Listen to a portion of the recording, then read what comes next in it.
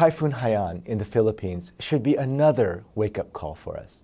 You know, if you look back over the last 30 years, we've suffered about $4 trillion in economic losses from natural disasters. 2.5 million people have lost their lives. And if you look at it on a yearly basis, in 1980, the economic losses totaled about $50 billion from all natural disasters. And in 2012, that number went up to $200 billion.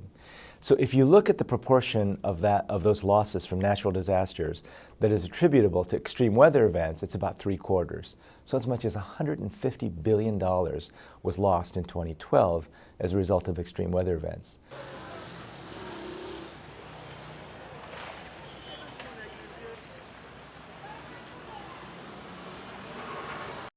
The phenomenon of climate change has so far resulted in a rise in sea levels of only about 7.5 inches.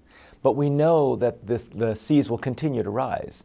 Fundamentally, what's happening is that the Earth is processing water differently than it did before.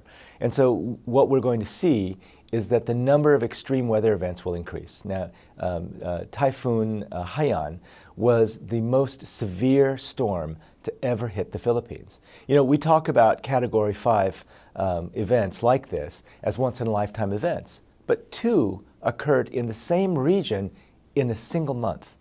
We simply have to stop talking about them as once-in-a-lifetime events and get serious about tackling the root causes of this increased intensity and frequency.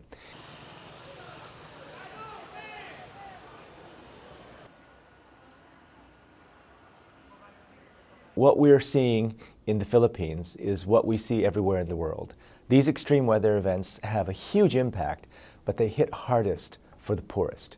What we saw was the complete destruction of homes that weren't in fact built with the best materials, and these were the poor people who were affected the most. You know, if we're to be serious about trying to end poverty and boost shared prosperity, especially for the poorest, we've got to tackle climate change, and we've got to get serious about keeping the rising of the temperature of the world, the rising of the oceans, to a minimum, or these extreme weather events will continue to pummel and hurt the poor the most.